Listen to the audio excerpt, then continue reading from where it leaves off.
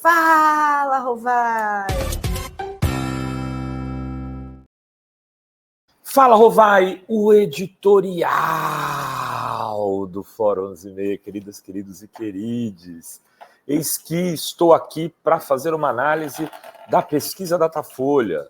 Veja, a gente não se viu nos últimos dias, né? Quinta e sexta, nós estávamos lá em Porto Alegre para receber o prêmio IBEST, graças a você da comunidade Fórum. Olha aqui que bonitão. O maior prêmio de jornalismo, Revista Fórum, canal de política. Top 3 é nós, ganhamos, gente. Esse troféuzinho aqui vamos guardar com muito carinho. Estamos ainda vendendo os bonés da Fórum. Aí eu até coloquei vou colocar um link aqui para vocês. Quem quiser comprar, ele vai chegar, terminar a entrega aqui daqui a uma semana, mais ou menos. Então, aí a gente vai começar a despachar para todo mundo. Quem comprou, fique tranquilo. Daqui a pouco chegam os bonés. Quem não comprou, o link está aqui, lojaforum.com.br. Bem, a pesquisa Datafolha é um balde de água fria. Eu quero acreditar que ela está fora da curva.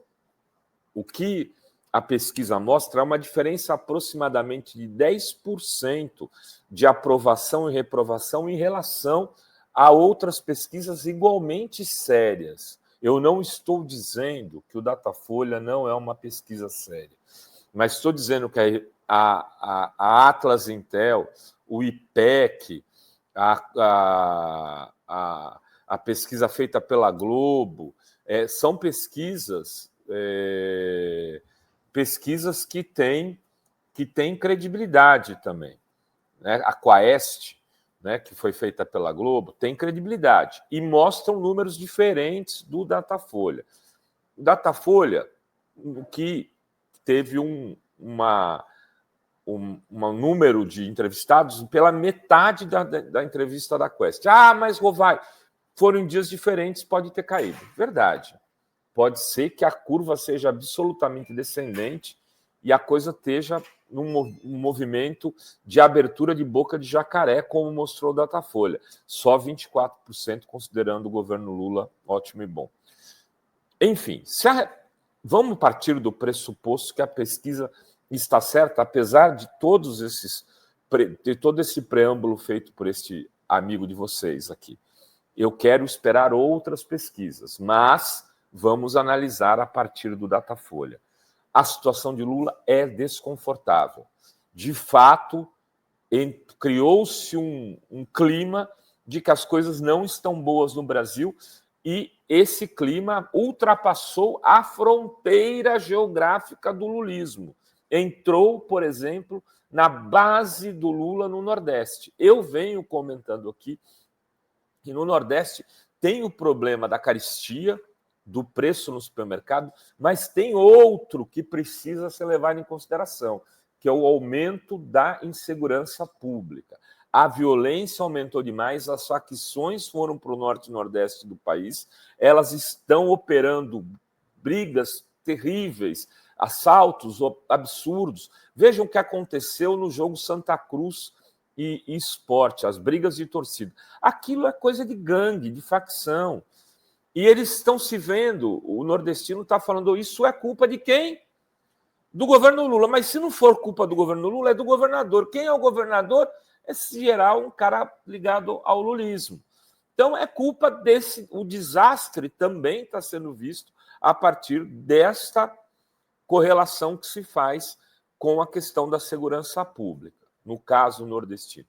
Bom, mas os dados do governo Lula, Rovai, são bons, os dados da macroeconomia. É verdade, 3,5% de crescimento econômico em 2024, desemprego lá embaixo, as pessoas com dificuldade de contratar mão de obra. Aqui, ó, estávamos ontem aqui na Praia de Santos, tomando lá uma caipirinha de caju. Eu, Marcos Raia, Simone Raia, as pessoas da família Raia, lá o Sérgio, enfim, conversando e com o menino da barraquinha, ele dizendo Nós só estamos em 3 hoje, a praia lotada, não temos como dar conta do serviço, então vocês vão ter que ter paciência. Aí, mas por que não contrata mais gente? Porque não acha.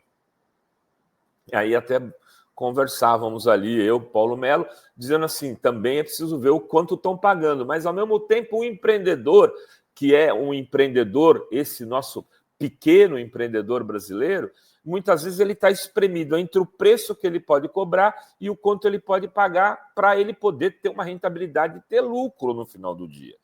Não pense, esse pequeno empreendedor, o dono da barraquinha de pastel, da barraquinha de caipirinha, o cara que vende o picolé, ele também está espremido entre o custo da mão de obra e o custo do produto, para poder tirar alguma coisa dali, e por isso acaba ficando puto com o governo. Aí a população fica puta porque o preço está caro.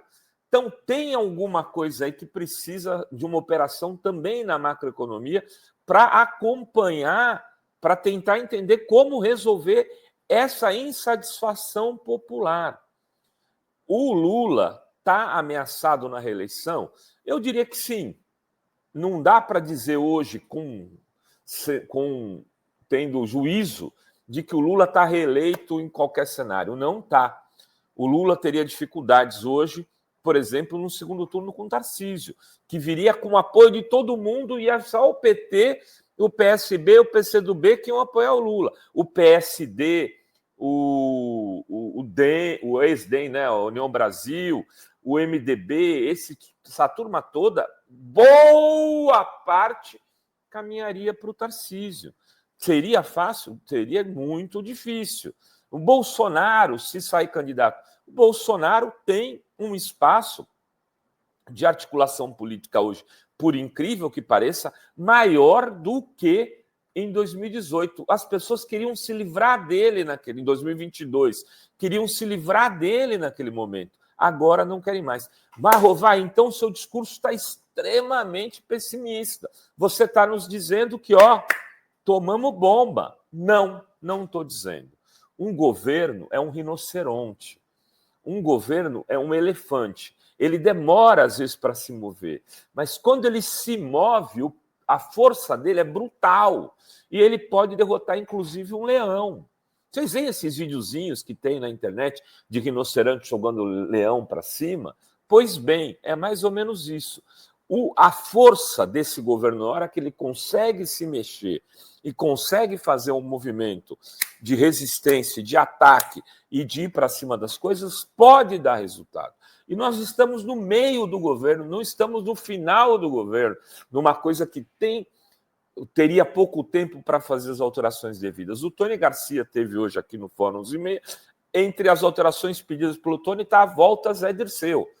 O Cacais, que vai estar amanhã no Fórum 11h30, fez uma carta, uma mensagem que ele mandou para os grupos de WhatsApp, circular, a mídia vieram à tona, e ele confirmou que escreveu, mas que ele acha que ele não está saindo do governo, saindo do apoio ao governo, muito pelo contrário, ele quer que mudem-se algumas coisas, onde ele elogiava o Zé Dirceu no governo Lula, dizendo, talvez sinalizando uma coisa um pouco parecida com o discurso aqui do Tony Garcia, feito aqui no Fórum 11h30 de hoje, que o governo já está precisando assim de alguém como o Zé.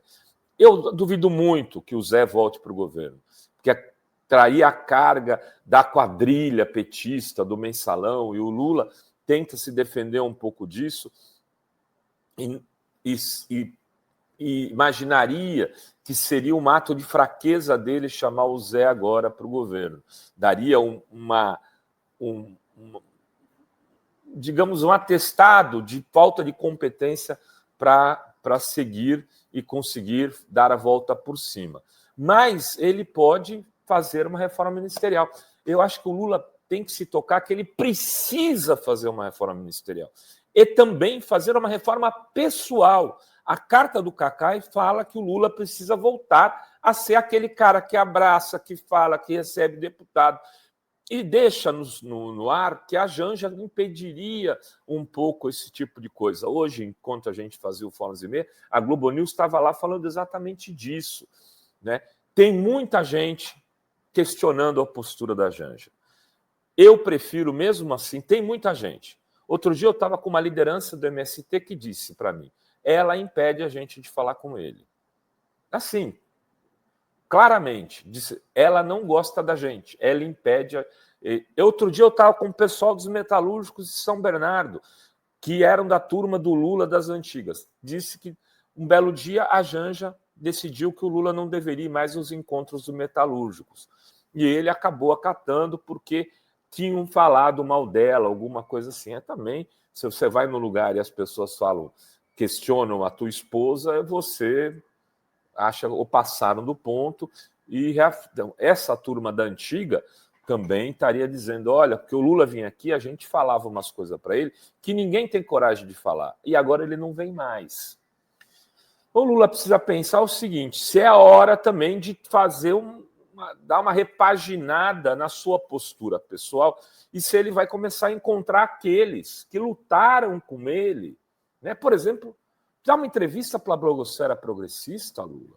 Nós estávamos contigo nos 580 dias da prisão, antes daquilo, e não fomos atendidos até agora. Não teve uma entrevista. Será que não é o caso de você falar, não com o Rovai, não com a Adri de Lorenzo, mas com aqueles que nos acompanham todos os dias e que tiveram contigo nesses 580 dias? Será que não der um pouco olhar para a base social que você está perdendo? Porque Lula, se tiver a base social dele, ele ganha eleição em 2026. Se ele mantiver o que ele teve de votos em 2022, está reeleito. Ele precisa fazer um grande esforço. Ele precisa cuidar do que ele tem, do que ele teve, e tentar trabalhar no sentido de, se possível, ampliar isso um pouquinho. Porque também não pense que vai ampliar muito, que vai ser um 7-1, que o Lula vai se reeleger com 200 milhões de votos. Né? Não tem isso. Vai ser tudo ali na margem de erro.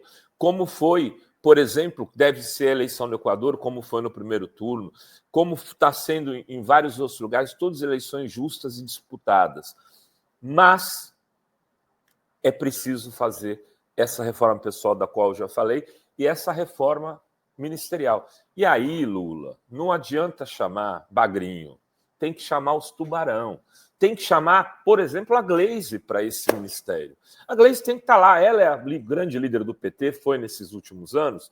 Então, traz a Gleisi e bota num cargo importante do governo para poder reconstruir a base social que você tinha. Né? Vai chamar o Kassab lá para participar? Não vai, não topa. Mas o Pacheco top é de Minas. Então, você precisa do Pacheco no governo para rachar o PSD, para dar força. O Otto Alencar do PSD, lá da Bahia, para dar força àquele grupo que pode te apoiar na eleição. Chame os titulares, Lula. Monte, tire. Tem um ministrinho, uma ministrinha lá que não tem voto nenhum, que não conhece nenhum deputado, que não vai no Congresso, que não fala nas mídias que influenciam a base lulista. Limpa a área. Pega a gente que tem voto, pega a gente que fale com o povo, que fale, que oriente a base, que esteja nos debates públicos. Isso precisa ser feito urgentemente, se possível, antes do Carnaval. É um momento de reflexão e reorientação. De reposicionamento não está nada perdido. Não tem muito tempo pela frente. Franklin Martins que me dizia isso quando ministro de Lula. Um governo, quando se mexe, as coisas mudam. É isso que a gente tem que fazer, Lulinha, meu caro, se mexer. Era o que tínhamos para hoje nesse Fala Rovai. Beijos e beijos a todas, todos e todos.